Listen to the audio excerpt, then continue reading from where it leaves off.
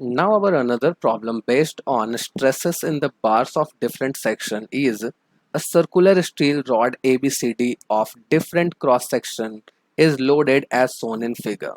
मतलब एक circular steel rod है हमारे पास में ABCD, ओके, जिसमें डिफरेंट क्रॉस सेक्शंस है जैसा आप फिगर में देख सकते हो. AB डिफरेंट है, BC डिफरेंट है and CD also it is different, है ना. क्या कहता है, find the max stress induced in the rod and it's deformation. मतलब मैक्सिमम स्ट्रेस इंड्यूस जो हो रहा है रॉड में वो कितना होगा. तो देखो कैसे फाइंड आउट करो कि मैक्सिमम स्ट्रेस कितना होगा. तो तीनों सेक्शन का अलग अलग स्ट्रेस आप फाइंड आउट कर लो. जिस पे सबसे ज्यादा स्ट्रेस अप्लाई हो रहा है वो आपका मैक्सिमम स्ट्रेस होगा, है ना. Take E means modulus of elasticity is equals to 200 GPa. तो 200 जीपीए आप मॉडुलस ऑफ इलास्टिसिटी ले लो. ओके, तो देखो अपने फिगर के तरफ सबसे पहले देखते हैं. तो फिगर ए बी का डायमीटर दिया है 70 mm, फिगर बी सी का दिया है 50 mm and C D section का दिया है एक्सटर्नल 50 होगा और इंटरनल डायमीटर क्योंकि वो हॉलो सर्कुलर शाफ्ट है 30 mm है. ओके, तो देखो लोड कैसे कैसे अप्लाई हो रहा है. सेक्शन ए पे कुछ भी लोड अप्लाई नहीं हो रहा है ऐसा यहाँ पे दिखाया है. ओके, नाउ सेक्शन बी जो अपना पॉइंट है वहां पे 100 किलो न्यूटन डाउनवर्ड्स है, सी पे 50 किलो न्यूटन अपवर्ड है एंड डी पे 25 किलो न्यूटन डाउनवर्ड है. But we all know that कि रिएक्शनल फोर्स जहां पे कनेक्टेड, अगर आप कुछ भी कहीं से कनेक्ट करके फोर्स लगा रहे हो तो जो कनेक्शन वहां पे होती है वहां पे कुछ ना कुछ रिएक्शनल फोर्स आता ही आता है. तो कैसे पता चलेगा कि ए के पास में जहां पे आपका रॉड कनेक्टेड है रिएक्शनल फोर्स कितना होगा. तो देखो टोटल फोर्स आप कैलकुलेट कर लो, क्योंकि जितना फोर्स डाउनवर्ड अप्लाई होगा उतनी ही फोर्स अपवर्ड ए के पास में अप्लाई होगी. तो लेट अस सी कि डाउनवर्ड कितनी फोर्स अप्लाई हो रही है हमारी. तो देखो जितनी भी फोर्स डाउनवर्ड जा रही है उसे आप ऐड कर लोगे, ओके, और जितनी भी फोर्स अपवर्ड जा रही है उसे आप सब्ट्रैक्ट कर लोगे. तो देखो 100 न्यूटन है, 100 किलो न्यूटन है, ओके, तो 100 प्लस हो जाएगा एंड प्लस 25 भी देखो डाउनवर्ड्स ही है तो वो भी प्लस हो जाएगा एंड देन आफ्टर 50 अपवर्ड है तो उसे आप माइनस कर लो. तो नेट फोर्स जो है जो डाउनवर्ड अप्लाई हो रहा है वो है 75 किलो न्यूटन. तो फिर देखो नेट फोर्स अगर 75 किलो न्यूटन डाउनवर्ड है तो बॉडी अगर इक्विलिब्रियम में होती है कहीं पे अगर हैंग्ड है तो देखो अगर डाउनवर्ड फोर्स 75 अप्लाई हो रहा है तो आप जानते हो कि to every action there is an equal and opposite reaction, तो 75 अपवर्ड भी होगा. ओके, तो देखो 75 किलो न्यूटन फोर्स ए के पास में अप्लाई होगा. तो चलो आगे देखते हैं. तो first of all let us see कि गिवन डाटा क्या क्या है. इसे डिलीट कर लेते हैं हम. सो गिवन डाटा में सबसे फर्स्ट थिंग आप लोग लिख लो गिवन डाटा.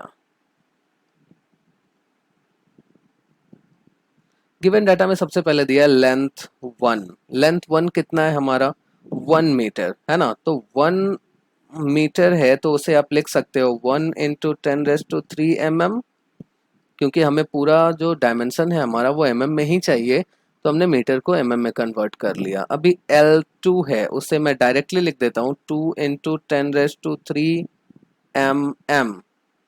L3 है हमारा वो फिर से 1 × 10⁻³ हो जाएगा, है ना. देखो नाउ L1 L2 L3 क्यों लिखा, क्योंकि मैंने फिगर ए बी जो ए बी सेक्शन है उसे मैंने कंसिडर किया है 1, BC सेक्शन है उसे कंसिडर किया है 2 एंड CD जो सेक्शन है उसे कंसिडर किया है 3. ओके, तो अकॉर्डिंगली L1 L2 L3 मैंने सेक्शंस लिए हैं. ओके, सो लेंथ लिखा मैंने. सो चलो D1 मतलब डायमीटर 1 का कितना है 70 mm. 70 mm तो क्रॉस सेक्शन एरिया कितना हो जाएगा. तो फॉर्मूला आपको पता है π/4 इंटू डी स्क्वायर, है ना. तो डी स्क्वायर तो 70 स्क्वायर हो जाएगा. तो after calculating this will give you 3848.45 mm². Now D2 दिया है हमारा तो D2 इज 50 mm देखो तो एरिया 2 कितना हो जाएगा, क्रॉस सेक्शन एरिया 2 का, that is pi by 4 into 50 का स्क्वायर। तो after calculating you will get 1963.49 mm square. Okay, now देखो, तो थर्ड सेक्शन है हमारा, उसमें एक्सटर्नल डायमीटर है और इंटरनल डायमीटर है। ओके, तो एक्सटर्नल डायमीटर और इंटरनल डायमीटर, उसमें तो एक्सटर्नल डायमीटर जो थर्ड सेक्शन का है, तो बड़ा वाला D3 में लिखता हूँ, वो है 50 mm, और इंटरनल डायमीटर है, स्मॉल डी लिख देता हूँ, small D3 is equals to है 30 mm। ओके, तो फिर क्रॉस सेक्शन एरिया क्या हो जाएगा, A3 क्या होगा, pi by 4 multiplied by external diameter का स्क्वायर माइनस इंटरनल डायमीटर का square. So this will give you pi by 4 into 50 का स्क्वायर माइनस 30 का square. After calculating you will get how much, 1256.63 mm square. Okay, देखो finally एक और जो हमें दिया है given term, that is modulus of elasticity. तो मॉडुलस ऑफ इलास्टिसिटी है 200 GPa। तो GPa हमें नहीं चाहिए, हमें क्या चाहिए, न्यूटन पर mm स्क्वायर, है ना। तो E इज इक्वल्स टू लिख लेते हैं 200 इंटू 10⁻³ न्यूटन पर mm स्क्वायर। तो these are our given data. तो अभी देखो, गिवन डाटा तो हमारे पास मिल गया। अभी तीनों सेक्शंस पे अलग अलग लोड अप्लाई हो रहे हैं, है ना। तो फिर जब भी अलग अलग लोड अप्लाई होते हैं अलग अलग सेक्शंस पे, तो हमें प्रिंसिपल ऑफ सुपरपोजिशन अप्लाई करनी होती है ना। तो तीनों सेक्शंस पे कितनी लोड अप्लाई हो रही है उसे फाइंड आउट करने के लिए, तो लेट अस सी। तो our next step will be क्या, finding, next step will be finding load on each section, finding load on each section। Okay, तो देखो ए बी जो हमारा सेक्शन है, तो ए के ऊपर अपवर्ड जो फोर्स है वो 75 किलो न्यूटन की है। तो चलो एक एक सेक्शन अलग अलग ड्रॉ करते हैं और उसे देखते हैं क्या क्या कैसे रहेगा। तो ए बी हमारा सेक्शन है, फर्स्ट जो हमारा सेक्शन है वो है ए बी। तो एक एक करके सेक्शन हम ड्रॉ करेंगे एंड उसका अलग अलग देखेंगे कैसे क्या कहाँ पे हो रहा है। तो ए के ऊपर 75 किलो न्यूटन अपवर्ड फोर्स है। ओके, तो बी के ऊपर कितना रहेगा, लेट अस सी। तो बी के पास में देखो कितना हो रहा है, 100 किलो न्यूटन डाउनवर्ड्स। उसके बाद कितना है, एक और फोर्स है जो डाउनवर्ड उसे खींच रहा है बी को, वो है 25 किलो न्यूटन। तो सेम डायरेक्शन वाले फोर्स ऐड हो जाते हैं, है ना। तो 100 plus 25 will give you 125। But एक कॉम्प्रेसिव फोर्स है 50 किलो न्यूटन का जो उसे अपवर्ड खींच रहा है ना, तो उसे हम कर देंगे माइनस, अपोजिट डायरेक्शन वाले हो जाते हैं माइनस। तो देखो टोटल फोर्स जो यहाँ पे नेट फोर्स बी पे अप्लाई हो रहा है वो हो जाएगा 75 किलो न्यूटन टेंसाइल में, है ना, 75 किलो न्यूटन टेंसाइल में। ओके, अब दूसरा सेक्शन हम देखते हैं, वो कौन सा है, BC, दैट इज BC। तो देखो लेट अस सी, अभी बी के पास में जो फोर्स है कॉम्प्रेसिव फोर्स है 100 किलो न्यूटन का, वो डाउनवर्ड्स जा रहा है ना। बट बी से ऊपर देखो, अभी फाइंड आउट कैसे करते हैं वो, ऐसे तो मैंने प्रिंसिपल ऑफ सुपरपोजिशन आप लोगों को बताया है पहले, बट फिर से देखो। अभी बी सेक्शन से ऊपर जितने फोर्स हैं उसे आप देखोगे और नीचे जितने फोर्स हैं उसे आप देखोगे, ठीक है। तो बी पे जो फोर्स डाउनवर्ड अप्लाई हो रहा है वो कौन सा है, 100 किलो न्यूटन। बट उसी फोर्स को अपवर्ड खींच रहा है 75 किलो न्यूटन। तो 100 किलो न्यूटन माइनस 75 हो जाएगा। तो this will give you 25 kilo Newton but compressive, है ना। तो कॉम्प्रेसिव फोर्स बी के ऊपर जो अप्लाई हो रहा है वो है 25 किलो न्यूटन। देखो बी के पास का फोर्स हमने 25 क्यों लिया, क्योंकि हम बी के ऊपर वाले सेक्शंस को पूरा आप देखोगे। सी जब आप कंसिडर करोगे ना तो नीचे वाला सेक्शन पूरा आप कंसिडर करोगे। ओके, तो देखो सी के पास में एक फोर्स जो अप्लाई हो रहा है वो है 50 किलो न्यूटन का कॉम्प्रेसिव फोर्स, है ना। बट उस 50 किलो न्यूटन को नीचे वाला 25 किलो न्यूटन अपने तरफ खींच रहा है, तो this will be 50 minus 25, so this will be 25 kilo newton compressive C के पास में, है ना। तो 25 किलो न्यूटन कॉम्प्रेसिव हो जाएगा सी। तो ये अपना बीसी सेक्शन हो गया। अभी सीडी सेक्शन देखते हैं। तो जब आप सीडी सेक्शन देखोगे तो देखो डी सेक्शन के पास में हमारा जो फोर्स अप्लाई हो रहा है वो है डाउनवर्ड्स 25 किलो न्यूटन, तो उसे एज इट इज लिख लो। ओके, फर्स्ट वाला पार्ट ए का और पार्ट डी का ना फोर्स फाइंड आउट करना इजी होता है, क्योंकि जो फोर्स वहां पे अप्लाई हो रहा है डायरेक्टली आप लिख दो। तो नीचे 25 किलो न्यूटन डी के पास में अप्लाई हो रहा है, तो सी का हमें फाइंड आउट करना है। तो सी में देखो कितने फोर्सेस अप्लाई हो रहे हैं आपके पास में। सी के ऊपर अभी देखो 50 उससे सी को ऊपर खींच रहा है और 75 भी ऊपर खींच रहा है, तो 50 प्लस 75 दोनों एक ही डायरेक्शन में है, plus 75 is equal to 150 plus 75 this is equals to 125, है ना। तो 25 kilo newton 125 kilo newton upward और 100 किलो न्यूटन डाउनवर्ड उसे खींच रहा है। तो फाइनली सी के पास जो आपका हो जाएगा वो टेंसाइल फोर्स 25 किलो न्यूटन का होगा। देखो तो अभी तीनों सेक्शंस के लोड हमें मिल गए, है ना। देखो इसमें एक और चीज समझने लायक है पार्ट कि जब भी आप किसी भी सेक्शन का लोड फाइंड आउट कर रहे हो, जैसे देखो ए बी सेक्शन हमारा है, उसमें टेंसाइल लोड 75 किलो न्यूटन है, तो ए पे और बी पे दोनों पे 75 है ना।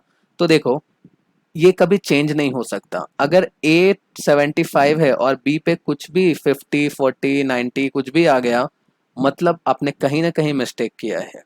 ओके, क्योंकि किसी भी सेक्शन का जब आप लोड फाइंड आउट करते हो तो वो सेम होना चाहिए।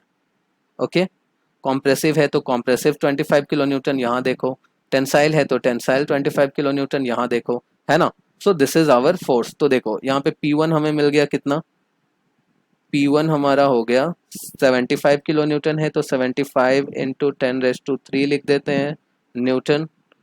P2 हमारा हो गया वो क्या है 25 इंटू 10⁻³ एंड P3 हमारा हो गया वो है कितना 25 इंटू 10⁻³ न्यूटन। इसे भी आप न्यूटन लिख लो। ओके, तो देखो हमारी फाइंड हो गई लोड कितना तीनों सेक्शंस पे है। अब another thing that we will have to find that is what, stresses. देखो लोड हो गया हमारे पास में, अभी क्रॉस सेक्शन एरिया भी है, तो स्ट्रेस इजीली हम फाइंड आउट कर लेंगे। तो our third part will be finding stresses. Okay, तो स्ट्रेसेस तो देखो स्ट्रेस वन का कितना हो जाएगा P1 अपॉन A1। तो P1 हमारा कितना है 75 इंटू 10⁻³ और A1 हमारा कितना है 3848.45। तो after calculating it will give you 19.488 newton per mm² और you can say that MPa। देखो न्यूटन पर mm² एंड मेगा पास्कल दोनों सेम होता है।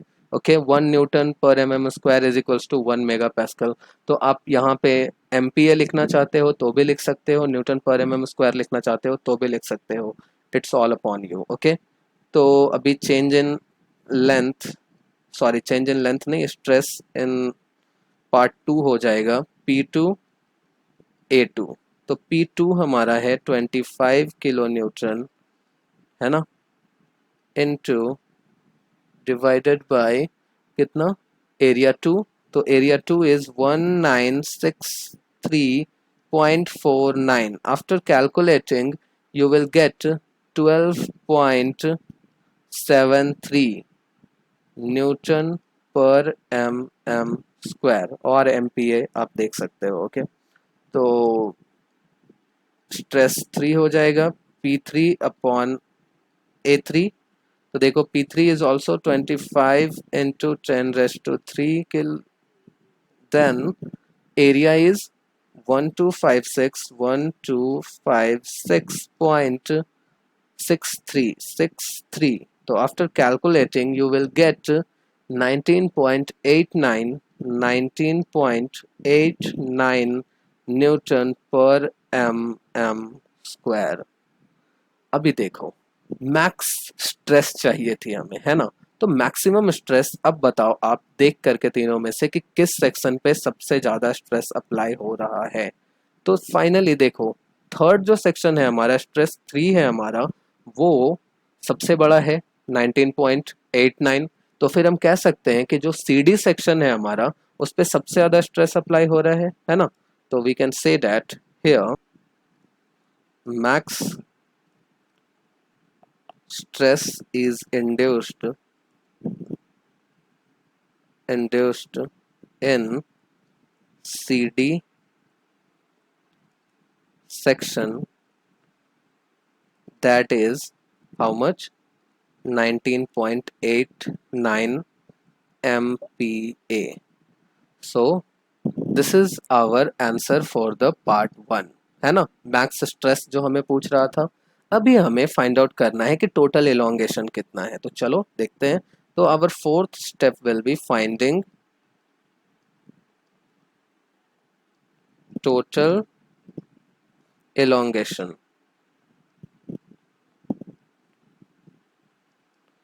ओके, तो चलो elongation फाइंड आउट करने के लिए ना कुछ भी नहीं, हमें ना अलग अलग तीनों सेक्शन के elongation फाइंड आउट करने हैं और हम उसे सिंपली ऐड कर देंगे। ओके, तो elongation इन सेक्शन 1, तो फॉर्मूला क्या है elongation के लिए? elongation इन पार्ट 1 तो हो जाएगा P1 L1 अपॉन AE होता है तो एरिया 1 अपॉन E, है ना? तो E देखो सब में कॉमन है, तो E एज इट इज रहेगा, उसमें 1 2 3 4 लिखने की जरूरत नहीं है। तो P1 कितना है हमारा? 75 इंटू 10⁻³ है। L1 कितना है हमारा?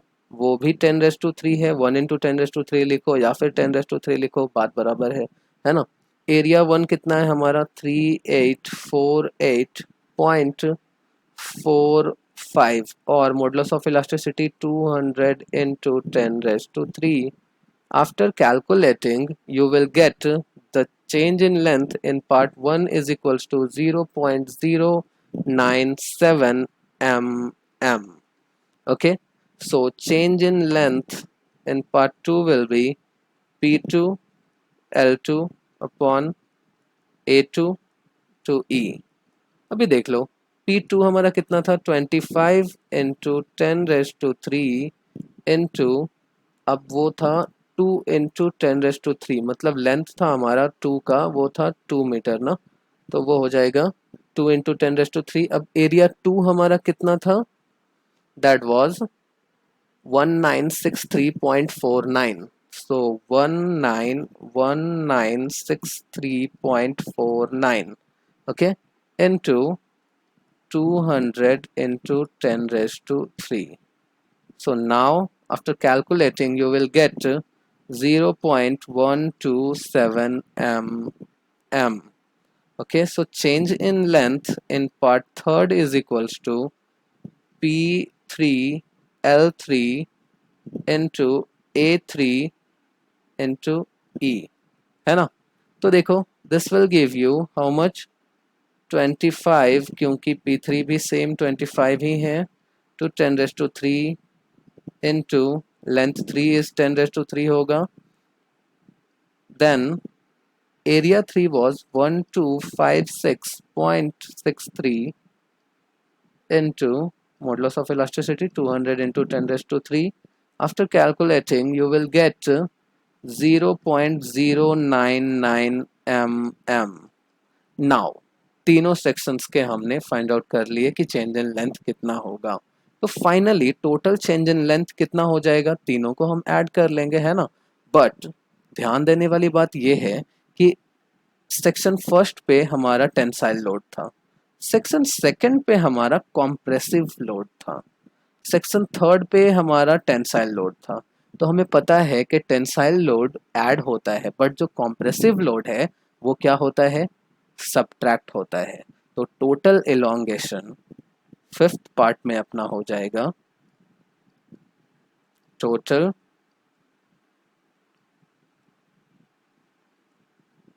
elongation is equals to क्या होगा, change in length total is equals to change in length 1 minus होगा यहाँ पे बिकॉज कॉम्प्रेसिव लोड था हमारा, तो माइनस चेंज इन लेंथ 2 वाला प्लस चेंज इन लेंथ 3 वाला, है ना। तो देखो टोटल, तो first one is 0.097 minus 0.127 plus 0.099, ये तीनों जब आप कैलकुलेट करोगे तो यू विल गेट दैट कि फाइनल जो हमारा रिजल्ट आता है चेंज इन लेंथ का वो है 0.069। So finally our total change in length is 0.069। So this is our final answer. Okay, in the next video, we will see stresses in the bar of uniformly tapering section, जिसमें हम उसकी formula भी derive करने वाले हैं।